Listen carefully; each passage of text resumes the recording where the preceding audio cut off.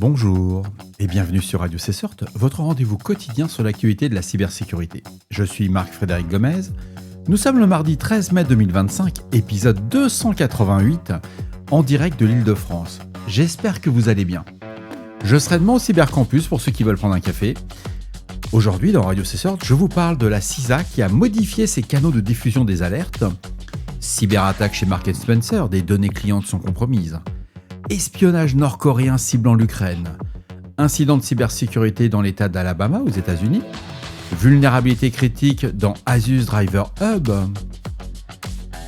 Et bien entendu, vous retrouverez toutes les sources utilisées en description de cet épisode sur le site de radiocessor.org. Une faille critique de type exécution de code à distance affectait l'utilitaire Asus Driver Hub. Elle permettait à des sites malveillants d'exécuter des commandes avec les droits administrateurs sur les machines équipées du logiciel.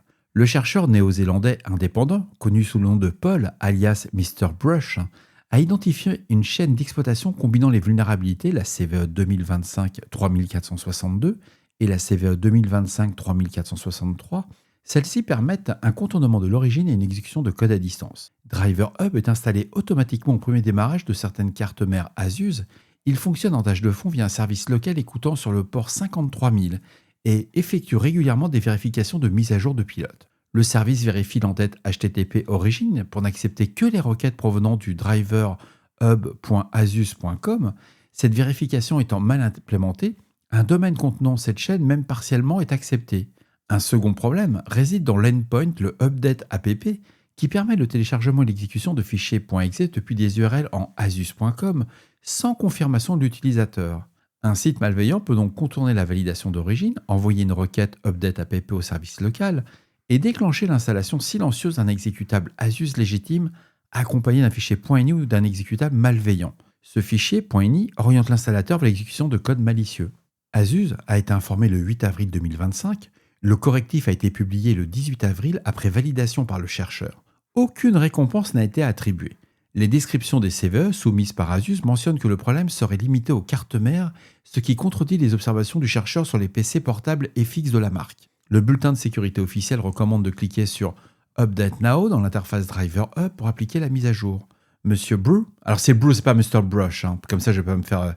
n'a détecté aucun certificat TLX suspect contenant la chaîne driverhub.asus.com, ce qui indique une absence d'exploitation active.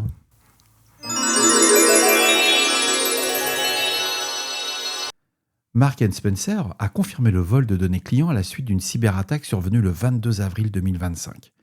L'attaque, menée à l'aide d'un ransomware, a chiffré les machines virtuelles VMware ESXi sur les serveurs de l'entreprise, affectant fortement les opérations commerciales dans ses 1400 magasins et interrompant les commandes en ligne. Selon Bleeping Computer, l'attaque a été conduite par des affiliés de Dragon Force utilisant des tactiques d'ingénierie sociale attribuées au groupe Scattered Spider pour accéder au réseau de Marks & Spencer. Le 13 mai, le PDG, Stuart Machin, on peut pas inventer un nom pareil, a annoncé publiquement que les informations personnelles sensibles ont été exfiltrées. Les données concernées comprennent le nom complet, l'adresse email, l'adresse postale, le numéro de téléphone, la date de naissance, l'historique des commandes en ligne, des informations sur le foyer, des références SparkPay, c'est la carte de paiement de Marks & Spencer, et des détails des cartes de paiement masquées. Marks & Spencer précise que les données volées n'incluent pas de mots de passe ou d'informations bancaires exploitables.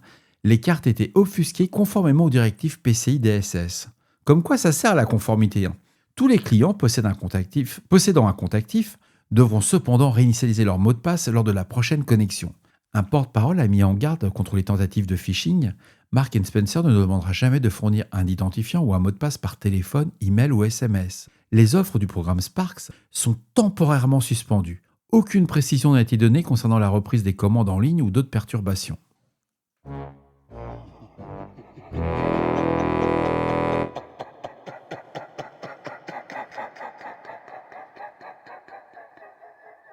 L'État de l'Alabama fait face à un événement de cybersécurité susceptible de perturber l'accès aux services gouvernementaux.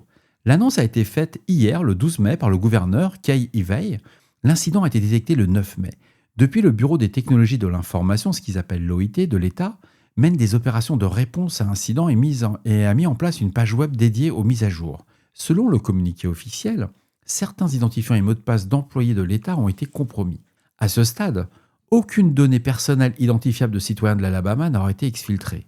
Une société de cybersécurité tierce a été mobilisée pour assister dans la réponse à l'incident. Tous les agents de l'État ont reçu des consignes de vigilance face aux emails malveillants. C'est dommage, ça aurait dû être fait ça juste avant. Le périmètre exact de la compromission et l'identité des attaquants restent inconnus.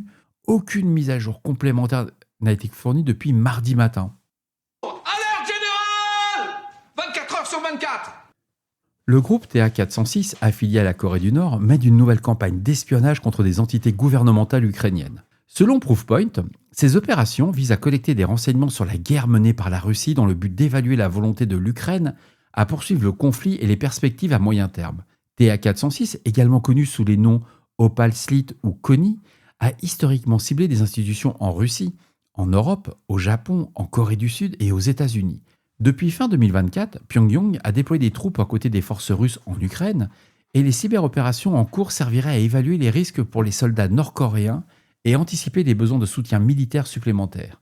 En février 2025, le groupe a usurpé l'identité d'un prétendu chercheur du Royal Institute of Strategic Studies, c'est une entité totalement fictive, pour envoyer des emails de phishing liés à la politique intérieure ukrainienne. Ces messages contenaient des liens vers une archive protégée par mot de passe hébergée en ligne.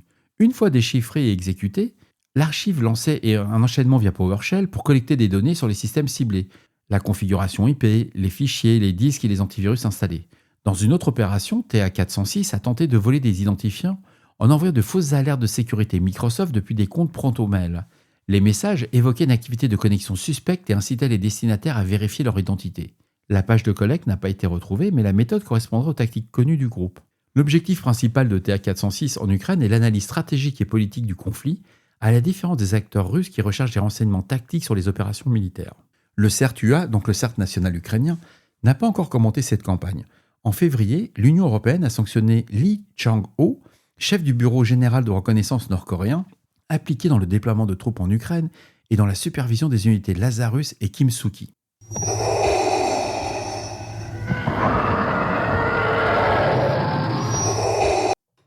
La CISA annonce une modification de la diffusion de ses mises à jour en cybersécurité depuis hier, le 12 mai 2025.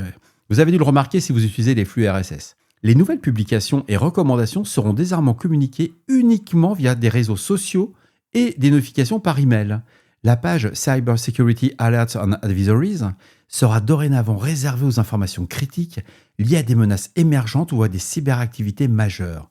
L'objectif est de renforcer la visibilité des alertes urgentes. Les utilisateurs, suivant les flux RSS du catalogue des vulnérabilités exploitées, connu, le fameux KEV, doivent s'abonner maintenant au thème correspondant via Gov Delivery pour constituer et recevoir les notifications. La CISA invite tous les professionnels à s'inscrire sur cisa.gouv ou à suivre le compte X @CISA-Cyber pour rester informé. Et voilà, cet épisode de Radio C'est du mardi 13 mai 2025 touche à sa fin. J'espère qu'il vous apportera des informations claires et utiles. N'oubliez pas, si vous avez des retours ou des sujets que vous aimeriez voir traités, faites-le moi savoir. Laissez-moi un message sur le répondeur de Radio C'est au 07 68 72 20 09. 07 68 72 20 09. Ne soyez pas timide. Envoyez-moi un email à radiocessort@gmail.com. Si vous voulez soutenir le passage de Radio C'est au format vidéo, mais pas que, la cagnotte est ouverte sur Litchi. On la ferme le 31 mai. Il nous reste 1450 € à trouver d'ici là. Je compte sur vous. Faites jouer vos relations. D'ici là, restez vigilants. Surveillez vos systèmes. Et surtout, on ne réfléchit pas. On patch. On se retrouve demain pour un nouvel épisode. Je sais pas si j'enregistrerai du Cybercampus. Il faut que j'emmène mon matos. Je trouve ça un peu lourd. Puis j'ai budget demain à faire, donc ça va être compliqué. Prenez soin de vous. À très bientôt sur Radio C'est. Au revoir.